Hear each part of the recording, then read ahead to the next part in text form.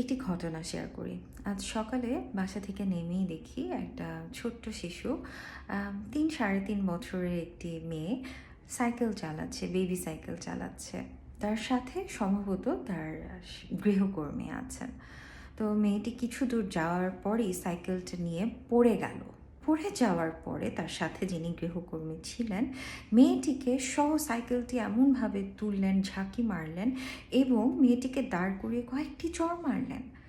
ঘটনাটি দেখে আমি একটু এগিয়ে গেলাম যে to check if she is okay. কাছে যাওয়ার পরে যখন জিজ্ঞেস করলাম, বাবা তুমি ঠিক আছো, মেয়েটি রিয়্যাক্ট করলো। ঘটনাটা আমাকে আসলে আমার মনে প্রশ্ন আসলো দেখে যে আমরা আসলে যাদের কাছে মনে করছি যে আমার শিশুর, আমার সন্তানের নিরাপত্তার জন্য আমি এই মানুষটাকে সিলেক্ট করছি, সেই মানুষটা আসলে কতটা নিরাপদ আপনার সন্তানের জন্য একটু ভেবে দেখুন তো। যারা কর্মজীবী বাবা মায়েরা আছেন, খুব স্বাভাবিক, বা যে কোনো প্যারেন্টসের জন্য 24/7 তার সন্তানকে দেখে রাখা সম্ভব না। এখানে অবশ্যই সাপোর্ট প্রয়োজন হয়ে থাকে। এটা হতে পারে কোনো ফ্যামিলি মেম্বারের সাপোর্ট, হতে পারে বাসার সেই হেল্পিং হ্যান্ড। এখানে আপনার শিশুর নিরাপত্তা কতটুকু সেটা কি একটু ভেবে দেখেছেন? বাসায় যারা এল্ডারলি পার্সন আছেন, তাদের কাছে আপনার শিশুটিকে নিরাপদ কিছুটা অবশ্য আমরা মনে করতে পারি। তাদের কাছ থেকে অনেক ভালো কিছু শিখতে পারছে, তাদের জন্য এটা একটি আনন্দ, একটা ভালো লাগার জায়গা, শিশুটির জন্য একটা ভালো লাগার জায়গা। কিন্তু শিশুরা যদি শিশুদের সাথে না মিশে শুধুমাত্র বয়স্কদের সাথে থাকে, তখনও তার মধ্যে আচরণগত সমস্যার তৈরি হয়। ফ্যামিলি ভ্যালুজ শিখে, কিন্তু সবসময় যখন একটি শিশু বড় কারো সাথে থাকছে, তখন তার মধ্যে শিশুসুলভ ওই আচরণটা থাকে না, আচরণগত সমস্যার তৈরি হয়ে যাচ্ছে। 1 নাম্বার, একজন এল্ডারলি পার্সন, তার পক্ষে কখনোই সম্ভব হয় না যে সে সারাক্ষণ সেই বাচ্চাটি টেক কেয়ার করবে। তার নিজের জন্য কিছু স্পেশাল টাইমের প্রয়োজন হয়। তার ক্যাপাসিটি কতটুকু পর্যন্ত আছে সেটাও একটা প্রশ্নের ব্যাপার। তারা যতটুকু করছেন আমাদের জন্য, এটা অবশ্যই more than enough, we are grateful for that. কিন্তু একটা শিশুর পুরোপুরি টেক কেয়ার করার জন্য, স্পেশালি কথাগুলো আমি যারা ওয়ার্কিং প্যারেন্টস আছেন তাদের জন্য বলছি, সারাক্ষণ টেক কেয়ার করার জন্য যে অপশনগুলি আমরা সাধারণভাবে বেছে নিচ্ছি, হেল্পিং হ্যান্ড বা family members are not enough. কারণ আপনার শিশুর যত্ন, আপনার শিশুর জন্য আপনি যেভাবে চিন্তা করবেন, সময় বের করবেন, অন্য কেউ সেভাবে ইচ্ছা করে করবেন এমনটা না, পারবেন না। ওকে, তো এখন এই জিনিসটা কেন এতটা ইম্পর্ট্যান্ট একটু যদি বলি। আজকের এই যে শিশু সময়টা, এই সময়ে তাদের সাথে অনেক কিছু ঘটে যেটা তারা সাথে সাথে বলতে পারে না।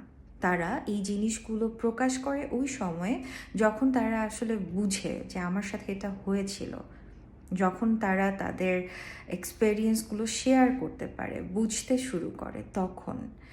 এবং সবচেয়ে কষ্টের ব্যাপার হলো যে কথাগুলো আমরা এখানে আসলে শুনি, যেই ঘটনাগুলো তারা এসে বলেন, সেই ঘটনাগুলো কোনো প্যারেন্টস আসলে শোনার জন্য সাহস রাখে না, প্রস্তুত থাকে না। তাই আজকে আপনার সন্তানের নিরাপত্তা আপনি যদি নিশ্চিত না করতে পারেন, আগামীকালের ভবিষ্যৎটা তার জন্য আসলে কতটুকু নিরাপদ এটা আপনি বলতে পারবেন না। আমরা শুধুমাত্র শিশুটির একাডেমিক রিপোর্টের দিকে তাকাই, কিন্তু সে আসলে কতটুকু ভালো মানুষ হিসেবে বড় হয়ে উঠছে। একজন হেল্পিং হ্যান্ড আপনার ভ্যালু কি আপনার সন্তানকে দিতে পারবে? আপনার মূল্যবোধটা কি আপনার সন্তানকে প্রোভাইড করতে পারবে? কখনোই পারবে না। আপনার পরিবারের সদস্যরা কিছুটা পারবেন, কিন্তু আপনার পরিবারের সদস্যরা সারাক্ষণ আপনার শিশুর যত্ন করতে পারবেন না। সো এখন তাহলে করণীয়টা কি? এই জায়গাটাতে ডে কেয়ার সেন্টার হতে পারে একটি নিরাপদ সমাধান, কিন্তু সব ডে কেয়ার সেন্টারকে আবার ভালো এমনটা আমি বলছি না। আপনারা যখন দেখে শুনে বুঝে একটি ভালো day care centre day care সেন্টারে আপনার সন্তানকে আপনি দিতে পারছেন, রাখতে পারছেন, তখন সেটা তার জন্য একটি খুবই সুন্দর সমাধান হবে। কিন্তু আমাদের দেশে এখনও আসলে ডে কেয়ার সেন্টার নিয়ে অনেক প্রশ্ন আছে। আমরা মনে করি যে এটা একটি মডার্ন ট্রেন্ড। আমরা যদি এটা মনে করি তাহলে আমাদেরকে অবশ্যই চিন্তা করতে হবে। অবশ্যই এটা একটা মডার্ন সলিউশন, নট ট্রেন্ড। আমাদের ফ্যামিলি লাইফ কি এখনও সেই আগের মতোই আছে? আমাদের পারিবারিক গঠনগুলো কি এখনও সেই আগের মতোই আছে? আমাদের সমাজ ব্যবস্থা কি আগের মতোই আছে? নেই, সব কিছু পরিবর্তন হচ্ছে।